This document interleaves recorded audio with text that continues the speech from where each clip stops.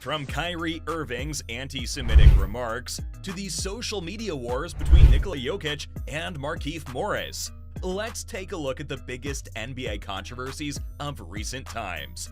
And while they're all pretty problematic, nothing beats Kyrie Irving getting suspended for anti-Semitic remarks. Oh boy, this man can't seem to stay out of the spotlight, but for all the wrong reasons. Just last year, he got suspended for reposting a film that was loaded with anti-Semitic views. Yikes. Now, one would think he might have apologized, or at least taken accountability, right?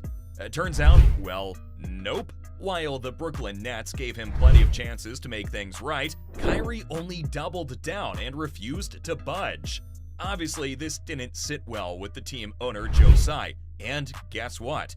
He had enough of Irving's poor behavior and slapped him with an indefinite suspension.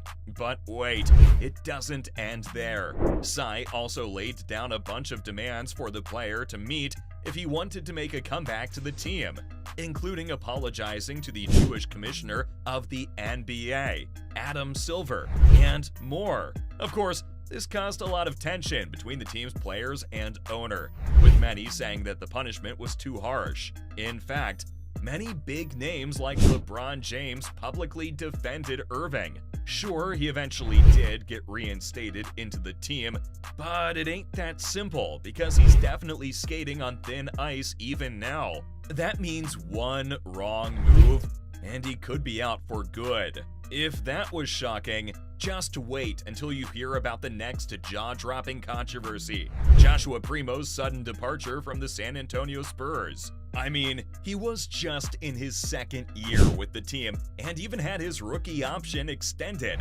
and he packed his bags and left. Well, there's more to this story. It wasn't just a regular release. Turns out, Primo indecently exposed himself to a team staffer. Yep, you've heard that right. What's more, he initially tried to play the victim on social media, but clearly, the Spurs weren't having any of it. They literally fired back with the truth and exposed the whole incident. Things got even messier with an investigation and lawsuit involving the player and the former clinical psychologist for the Spurs. Long story short, all the parties ended up settling the suit. But you bet that the chances of Primo ever setting foot on a basketball court again are looking pretty slim now. And just like Joshua, Ime Udoka also got caught in a controversial situation with a staff member. He's the head coach of the Boston Celtics. And guess what? He got indefinitely suspended for having an inappropriate relationship with a Celtics staff member. Obviously, it raised eyebrows. After all, he'd been in a relationship with Nia Long for 13 years, and they even have a son together. No wonder she announced separation from him shortly after the news of his alleged affair. And what most people find to be even more messed up is that some Celtics fans are still sending him their support. They're justifying it by saying that he took the team to the NBA Finals in his first year. Seriously? But for others, his off-court antics are a total moral hazard that's hard to overlook when it comes to rooting for the team. So they think his departure is actually good riddance for the team. But you bet this scandal will be the talk of the town for a year or two as more details leak out about what really went down. Speaking of scandals being the talk of the town, I can't help but mention Kyrie Irving's refusal to get vaccinated against COVID-19. Of course, he continues to be a hot topic in the NBA world. And just last year, he shocked everyone after he came out as non-vaccinated. What makes this so problematic is that the NBA mandated that players be vaccinated in order to participate in the games. Turns out, the Nets point guard downright refused to comply, and obviously, that made him ineligible to play in certain games. Not to mention the fact that it sparked negative press for him and the team. Knowing the NBA, you bet he had to face serious consequences. So he was sidelined from playing in home games for the Brooklyn Nets. After all, it was mandatory for teams to comply with New York City's vaccine requirements for indoor games. Besides this, he also faced financial repercussions for missing the games. Plus, his absence impacted the team's performance overall. Still, he stood his ground and continued to stand by his anti-vax stance. And while Irving's views caused tension in the NBA world, he was hardly the only player to stir things up.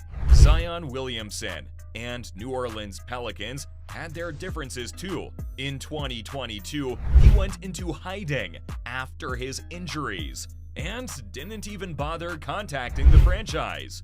He didn't even give a courtesy call to the team's recent addition, CJ McCollum. That's some serious ghosting right there. But it wasn't just his lack of communication that raised questions. There were even reports that he might have his sights set on even bigger ventures.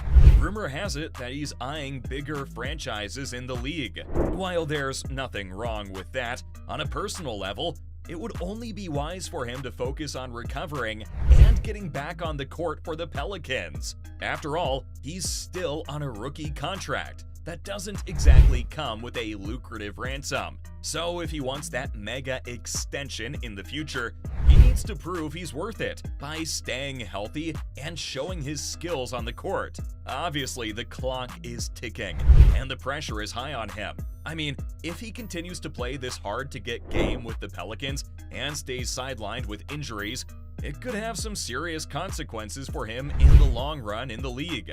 Just ask Derrick Rose or Greg Oden. Injuries can literally derail promising careers. Moving on from the drama between Zion Williamson and the Pelicans, the Lakers also had a wild ride with their member Russell Westbrook. So the franchise pulled off a big trade to get Westbrook from the Wizards in 2022. Well, things didn't go as they had planned. Turns out, the player wasn't quite fitting with the team's big names like LeBron James and Anthony Davis. Obviously, the team was scrambling and tried to offload his contract to other teams. As you can guess, it didn't work out either. The thing is that no team was willing to take on Westbrook's hefty salary and perceived fitness issues. But amidst the chaos, many fans pointed out his impressive career statistics, and they argued that he just needed time to find the rhythm with his new team. Since then, many trade deadlines have come and gone, but Westbrook remains in the Lakers uniform. Still, one thing's for sure, his intense situation with the franchise has been a roller coaster ride of ups and downs. And now that we've learned about the rocky relationship between the Lakers and Russell Westbrook, let's take a look at another NBA beef, the feud between Miami's Markieff Morris and Denver's Nikola Jokic. Well, Morris was on the sidelines recovering from his neck injury last year, and then he took to social media to unleash his frustration. He described the impact of Jokic's shove as being hit by a 300-pound sloppy fat boy. And obviously, it upset his fans. In fact, it didn't take long for his brothers, Strahinja and Nemanja, to jump in and defend their MVP sibling. And they wasted no time in clapping back at Morris. They literally called him a crybaby and warned him that he needs to watch his back. Frankly speaking, these Serbian giants are not to be messed with. I mean, just look at them. They're built like brick walls. So it goes without saying that they'll go to great lengths to protect their little brother's honor. And that's all about the biggest controversies of the NBA in recent times.